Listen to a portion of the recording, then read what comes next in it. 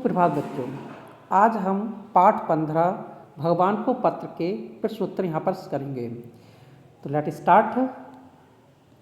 निम्नलिखित प्रश्नों के उत्तर दीजिए। प्रश्न का है, लैंचो का खेत कहाँ पर था?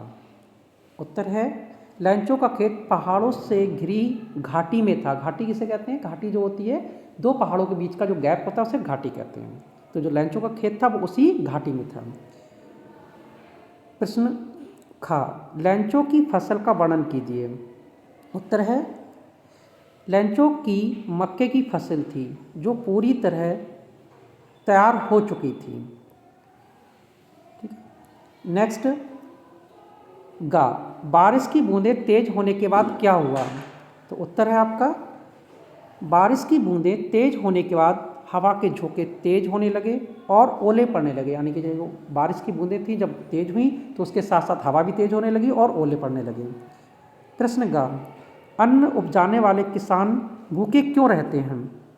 उत्तर है आपका, प्राकृतिक आपदाओं के कारण फसलें नष्ट हो जाती हैं जिस कारण किसान भूखे रहते हैं। जो हमारे प्राकृतिक आपदाएं जैसे तूफान आना, बारिश होना ज़्यादा और ओले पड़ना, इसके कारण जब किसान की फसलें नष्ट हो जाती तो उन्हें भूखा रहना पड़ता है।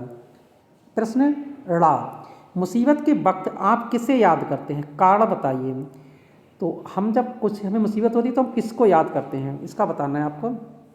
तो यहाँ पर दिया हुआ है उत्तर आपका, मुसीबत के वक्त हम भगवान को याद करते हैं क्योंकि उनके सिवा हमारा कोई सहारा नहीं होता है। तो यही है कि जब मुसीबत आती है तो लोग सबसे पहले भगवान को ही याद करते हैं क्योंकि भगवान के सिवाय और कोई सहारा देने वाला नहीं होता है ना। अब हम क्या करते हैं, वाक्य प्रयोग। दिए हुए कुछ शब्द हैं उनसे हम वाक्य बनाएंगे। जैसे पहला शब्द दिया है मक्के, तो किसान ने मक्के की फसल बोई। यानी कि जो किसान है उसने मक्का, जो भुट्टे होते हैं, उनको बोया था। वाक्य अंधेरा, रात्रि में अंधेरा छाने लगा। यानी जब रात हो जाती है तो अंधेरा छाने लगता है।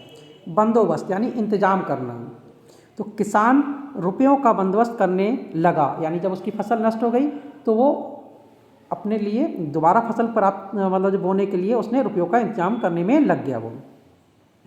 कर्मचारी, सभी कर्मचारी हंसने लगे।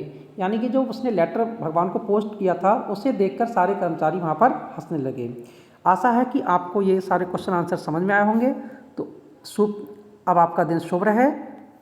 बाय।